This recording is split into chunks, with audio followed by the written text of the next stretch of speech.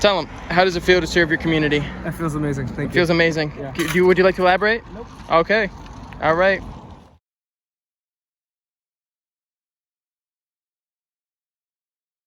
We are here with the wonderful, fantastic Jack Essing, if you don't mind me using the full. Anyway, I'm here joined with Taj. Here we got Brian Vargas. We have Dr. Gloria Caballero Roca from Holyoke, Homer House Program Director.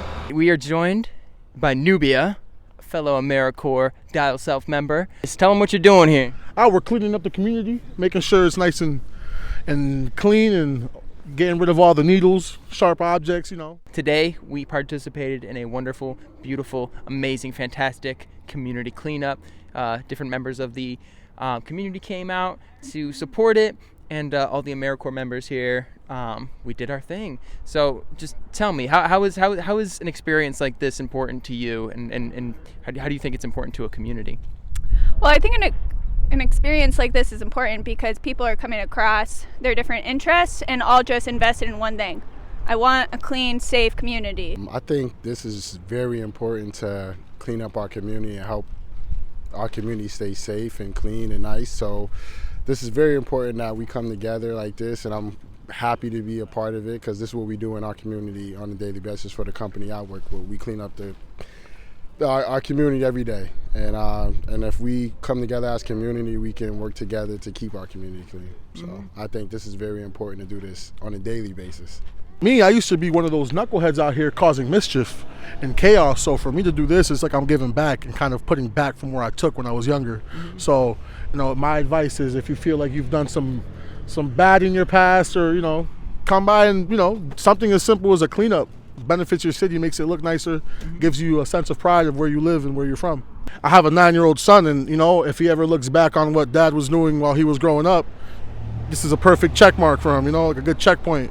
And it gives my son a good role model. It gives my nephews, and not even just them, but all the other kids in the community, positive role model. Today, as we should every day, we're here gathering, building community, cleaning our spaces. It's the environment that we have to take care of for our children, for our health. And it's also a role model for the rest of the community to just come join us every time they see these amazing people from Roca House or Americorps organizing all these cleanups. Please join us because it's for our health, it's for our pride as community members, and also it's a space that we all share.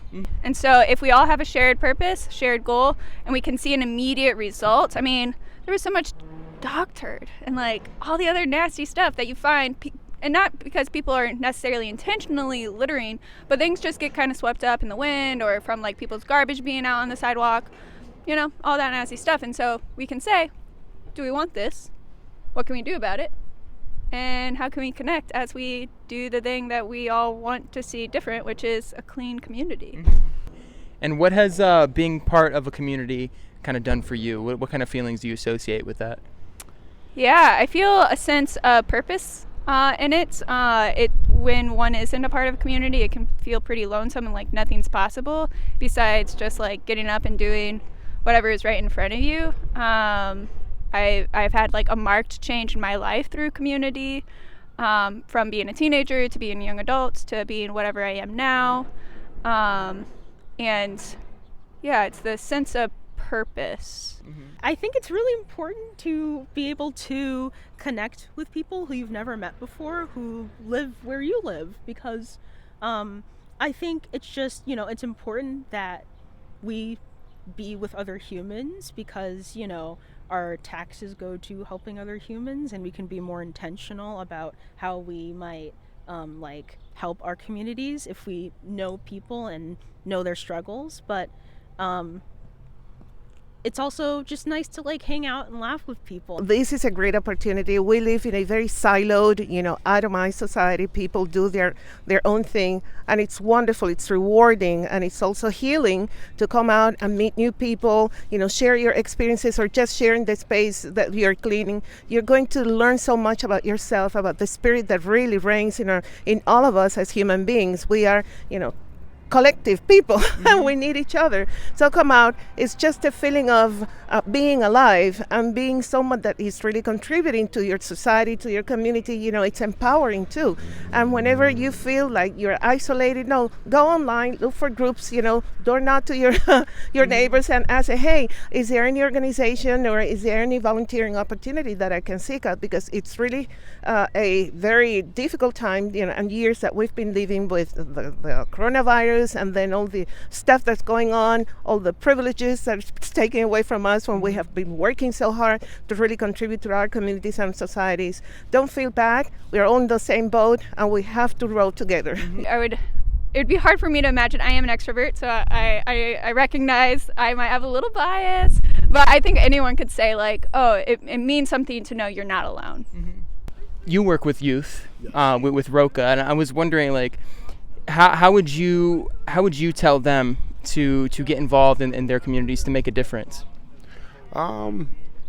We always want them to give back to the community and where they come from and where they live at. So we already instill that with them at Roca. We put them in their communities where they live at, and what we're doing now, that's what they do on crew. It's called TEP. So they come in the community and they clean up and they help out.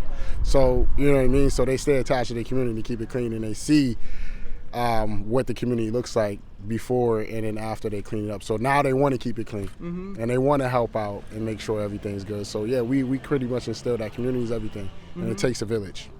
I really like to bring in like my own personal anecdotes into the work that I do, because a lot of the times like the kids won't really like listen to you unless what you say has some sort of like empirical like quality to it.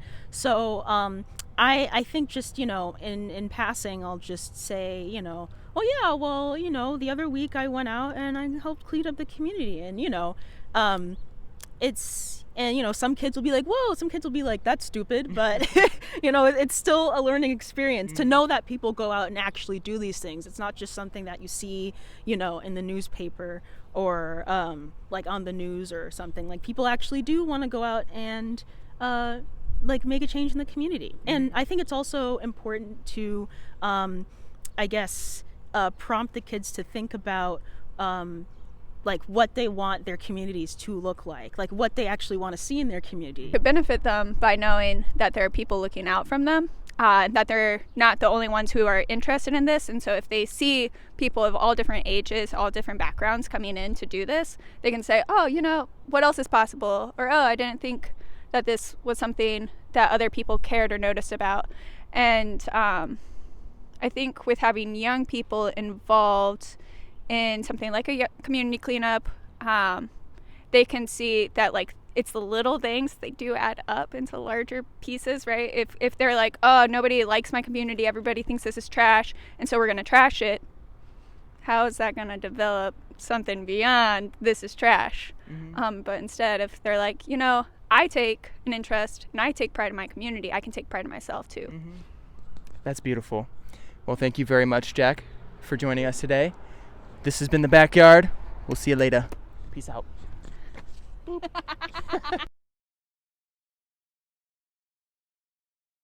Hot take on what? Well, Wait, we're gonna share Jack's hot take. if Jack. I was on the subway, yeah. What is your hot take?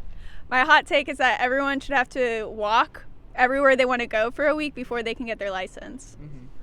That's real. All right. I want everyone to know what it's like when someone's driving past and they cut you off and you're like mid-run, mid-stride, and you're like, oh my God, am I going to die? It's just like an awkward moment of there, like, oh, are you going to go home? I'm going to go. Like, and then, yeah, there's that like awkward, like, no, you go. And so I start, and then they start going. I'm like, what did I misread about this situation? I thought we made eye contact and everything. Tell them, what are you doing in here? You know, it's a nice spot. It took me a long time to be able to put down a deposit on it. You know, the prices are really high these days, but I'm glad, I'm happy with it. There's a lot I like about it, like the height, and, you know, it's kind of perfect size for me and my friends to. Yeah, perfect. It's humble, but it's your space, you know, it's your spot.